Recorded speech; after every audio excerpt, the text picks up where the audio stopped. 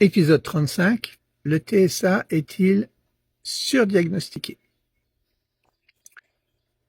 Psychologue atypique. Je suis un psychologue qui a reçu un diagnostic de TSA à l'âge de 59 ans. Je ne suis pas un expert en autisme. On va juste dire que l'autisme est devenu un de mes intérêts particuliers.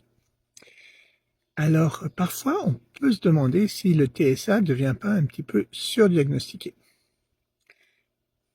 Récemment, on voit de plus en plus de personnes qui ont des diagnostics, soit des enfants, aussi des diagnostics à l'âge adulte, et certaines de ces personnes, s'éloignent un petit peu de ce qu'on va appeler l'autisme prototypique.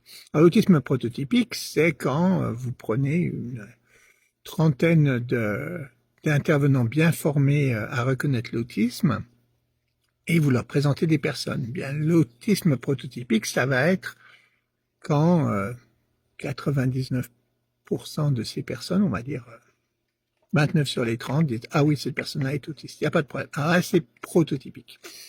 Et puis, bien sûr, il y a des personnes qui sont autistes un peu moins prototypiques.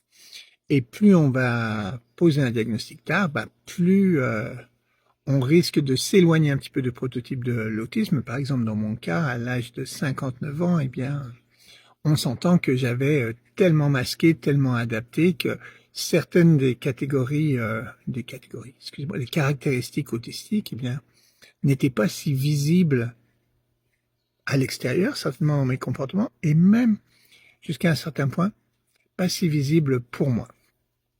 Alors, on peut se demander si parfois, en cherchant c'est quoi la cause de mes problèmes, on va pas aller vers l'autisme. On va pas aller vers l'autisme en particulier, des personnes qui peuvent avoir d'autres difficultés, comme présenter des critères de certains troubles de la personnalité. Alors bien sûr, les caractéristiques diagnostiques, c'est pas un test comme on met une petite bandelette qu'on trempe dans un fluide corporel et puis on peut répondre « Ah oui, ça c'est ceci, c'est cela, c'est de l'autisme ou pas ». Ça a toujours une certaine... c'est un petit peu vague sur les bords. Et donc, est-ce qu'il y a un risque de surdiagnostiquer? Pendant des années et des années, les personnes autistes ont été mal diagnostiquées, ont reçu d'autres diagnostics, le trouble anxieux, trouble dépression, trouble de la personnalité, pour les femmes personnalité limite, souvent pour les hommes personnalité narcissique. Et ces diagnostics-là ont fait beaucoup plus de mal que de bien. Alors si aujourd'hui on diagnostique certaines personnes comme autistes qui ne le sont pas, à mon avis, les risques sont bien moindres et on s'en reparlera un de ces jours. À plus.